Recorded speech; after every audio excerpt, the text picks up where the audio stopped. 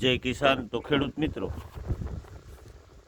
10 મે 2026 અને કાલે 11 મેના રોજ 7:33 સૂર્યદેવનો મંગલ પ્રવેશ કૃતિકા નક્ષત્રમાં થવા જઈ રહ્યો છે. તો મારા ખેડૂતો માટે મંગલમય રહે સૂર્યદેવ એવી પ્રાર્થના. કૃતિકા નક્ષત્રમાં સૂર્યદેવનો પ્રવેશ એ ભારતીય જ્યોતિષશાસ્ત્ર અને ખેતીવાડી પરંપરા ચોમાસાના આગમનને વરસાદના જે વર્તારા હોય તેના માટે ખૂબ જ મહત્ત્વપૂર્ણ માનવામાં આવે છે. અને કૃતિકા નક્ષત્ર એ ગરમીનું જે મહત્ત્વ હોય છે, જે ખાસ તો જ્યોતિષ માન્યતા મુજબ કૃતિકા નક્ષત્ર જો ખૂબ જ ગરમી પડે તો સારા સંકેત ગણાતા હોય છે. ચોમાસાનો પાયો પણ ગણાતો હોય છે.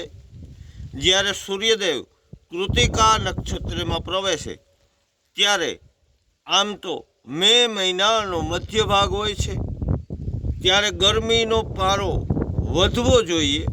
જો આ નક્ષત્રમાં આકરો તાપ પડી જાય, પ્રચંડ ગરમી પડે તો તે સારા ચોમાસાના સંકેત માનવામાં આવે છે. જેટલું કૃતિકા નક્ષત્ર તપે તેટલું જ ચોમાસું સારું રહે. અને વાયુ જે પવનની દિશામાં પણ વર્તારો જોવાતો હોય તો કૃતિકા નક્ષત્ર દરમિયાન પવન કઈ દિશામાંથી ફૂંકાય તેના આધારે વરસાદની આગાહી કરવામાં આવતી હોય છે. ખાસ તો વાયવ્ય કે પશ્ચિમી પવનો જો આ દિવસોમાં ફૂંકાય તો ચોમાસું સમયસર અને સારું રહે એવી સંભાવના રહેતી હોય છે. જેમ કે પૂર્વ કે ઉત્તરના જે પવનો વાય તો વરસાદમાં વિલંબ અથવા ખંડ વૃષ્ટિ ઘણીવાર જોવા મળતી હોય. આ જે જોડાયેલી માન્યતા છે તે પ્રમાણે જે ગર્ભધારણનો સિદ્ધાંત પ્રાચીન જે જ્યોતિષ ગ્રંથ મુજબ કૃતિકા નક્ષત્રમાં આકાશમાં વાદળોની સ્થિતિ ગર્ભધારણ ગણાય. જો કૃતિકા નક્ષત્રમાં વાદળો બંધાય અને ગરમી પડે તો તે 195 દિવસ પછી તે જ નક્ષત્રમાં સારો વરસાદ પડે એવી પણ ગણતરી થતી હોય. અને કૃતિકા નક્ષત્રમાં જો વરસાદ પડી જાય તો આપણે તેને માવઠું પ્રી માન્સૂન એક્ટિવિટી તરીકે ઓળખતા હોઈએ છે.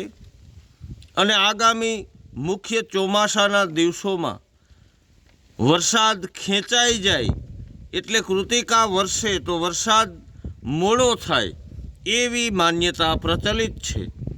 તો ભારે ગરમી, લૂ અને હાઈએસ્ટ ટેમ્પરેચર, ઉત્તમ વરસાદની સંભાવના, સતત વાદળછાયું વાતાવરણ, મધ્યમ કે ખંડ વૃષ્ટિની સંભાવના, વધુ પડતો વરસાદ, મુખ્ય ચોમાસામાં વિલંબ જોવા મળે એવી સંભાવના.